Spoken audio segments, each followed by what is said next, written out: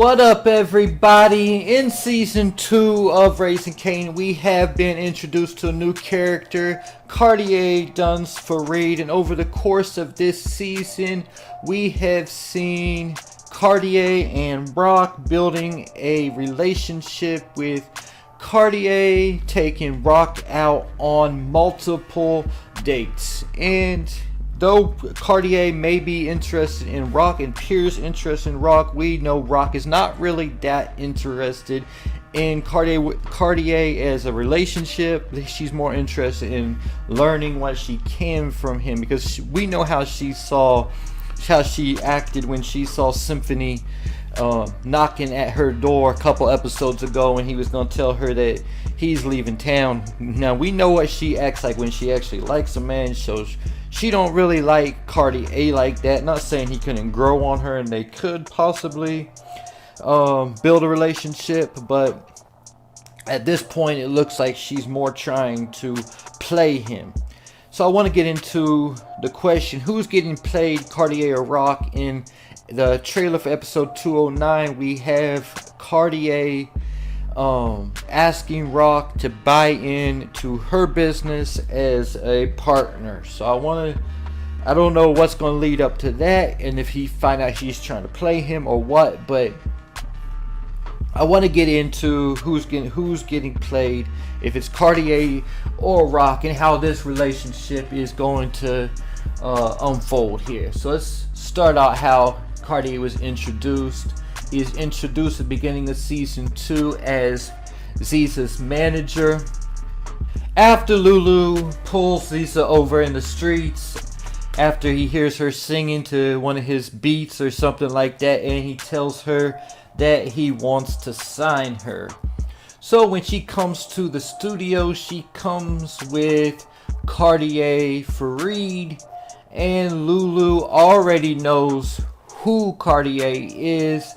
And he says if he would have known that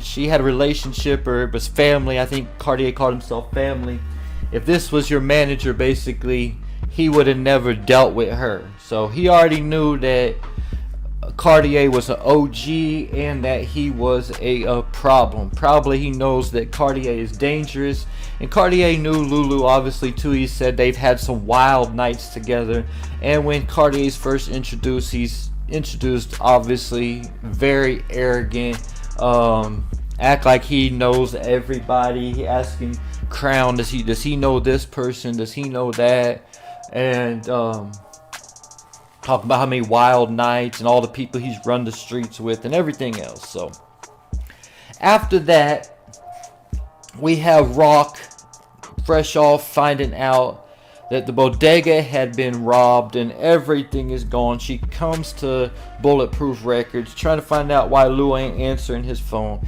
and Cartier is there, and he introduces himself to Rock, and Rock tells him that she already knows who he is, but she plays him off because she obviously has some way bigger issues at hand.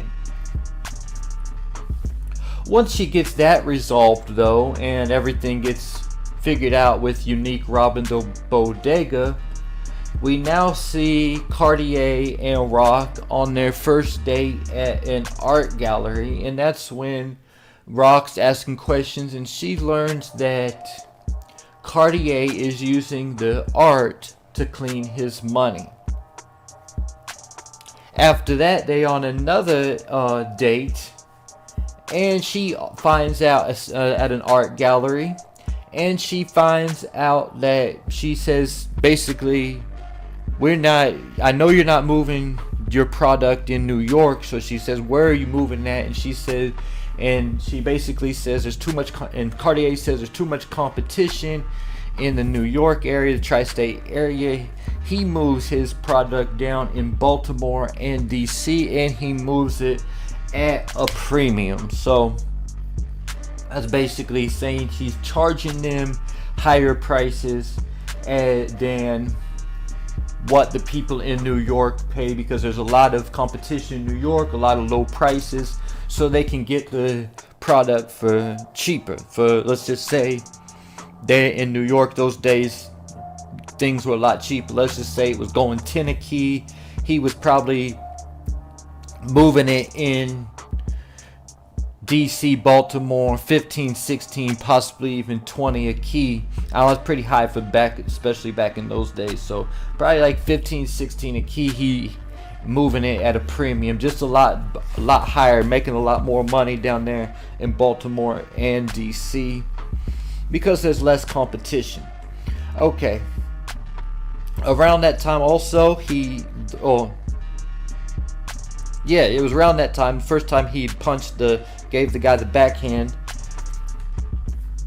We see one of the guys from the art gallery asking Cartier to give him a hand with the painting and packing it into the car or whatever. And we see Cartier slap him, give him a backhand to the face, and then tells him, "There's your hand." So we see how Rock, then she peeps that Cartier will abuse his employees to keep them in line. After that, Cartier and Rock are now at a dinner. They're starting to go to dinner dates. And that's when Rock meets Cartier's Baltimore and DC distro, Tremond. And Tremond and Cartier, they don't really even get into it really, but it was not enough for Rock to use it as an opening to tell Cartier about keeping his people in line. So after that, we find Tremond got with some sunglasses on, bruise all over his face. He had been roughed up by Cartier. And Rock steps to him as he's leaving the hotel and tells him she can offer him a better price. Like I said, if he's paying let's just say 15, 16 a key by Cartier, because Cartier is charging the premium, Rock is now going to step in and say that competition, and she could offer it to him for a lower price because she knows he's paying the premium.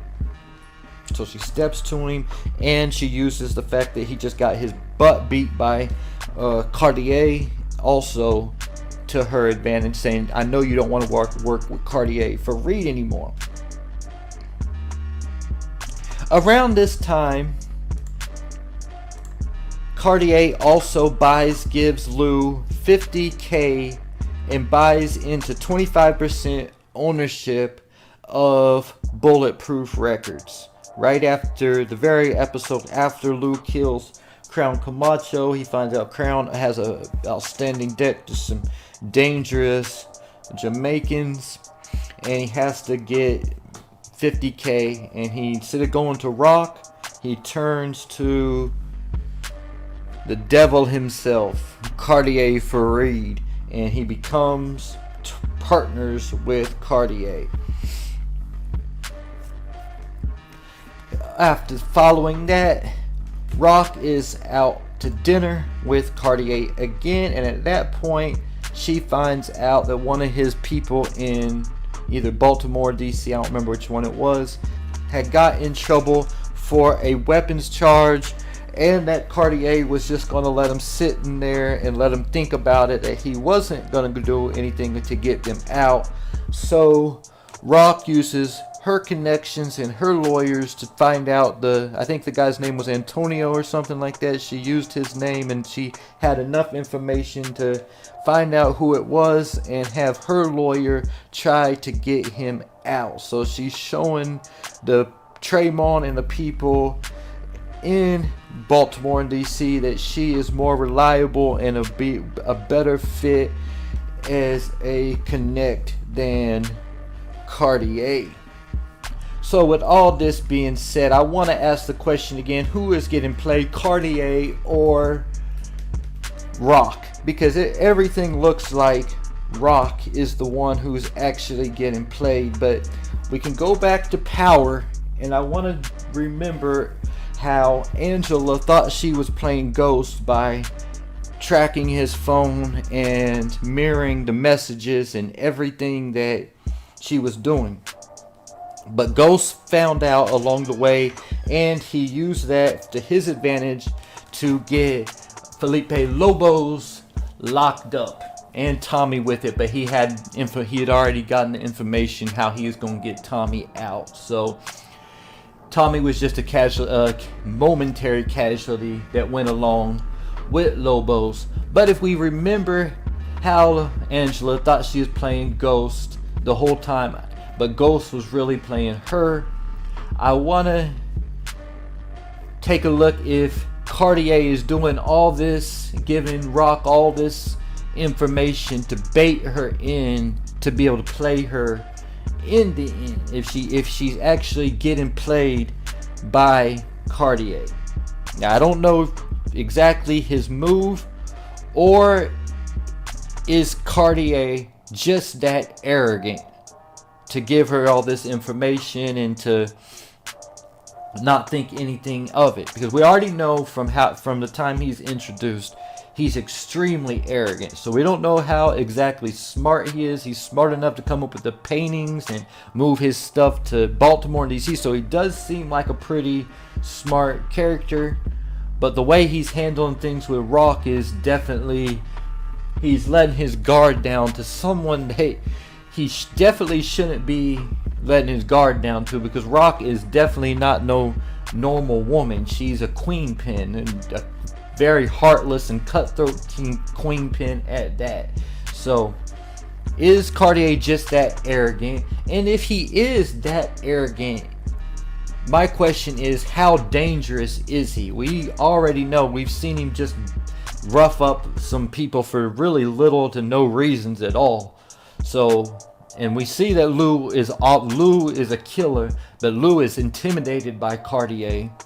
So I'm asking, how dangerous is Cartier, and what is he going to do when he finds out that, if he doesn't already know, he ain't playing Rock, when he finds out that Rock is playing him? Because if she ends up stealing his business in DC and Baltimore, he's going to find out about that. So that gets me to my final question of this video.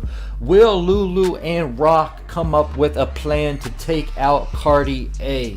Because, alright, she's already making all the moves to take over his business in Baltimore or Maryland. But in order to do that, she's going to leave him just to sit there with his art gallery? No way to move his product? I don't think so. So there might be a plan in place in the future to take out Cartier between Lulu and Rock. That would free up Lulu's business partnership with Cartier. And we also saw in Power a lot of times how they took out big bosses. We seen, I think it was the end of season 2, they took out their first. We knew they took out Breeze. Obviously, that was before Power started. That was just, hopefully we see that in Raising Kanan at some point. But we knew they took out Breeze. They took out who we see them take out was Lobos. We saw him take out Milan, and we seen him take him out Jason Mincham. So could this be a boss that we see Lulu and Rock take out? Is a possibility, because I can't see her taking over his territory without actually taking him out. So that might be her ultimate plan also, is to completely eliminate Cartier Farid. And if and to me, that's the only way that her plan is going to work. Once she gets enough info, once she connects with Tremont, if this gonna work, she gonna have to pull the plug on Cartier. And she better hope Cartier isn't playing her, or he don't get the drop on what she's doing.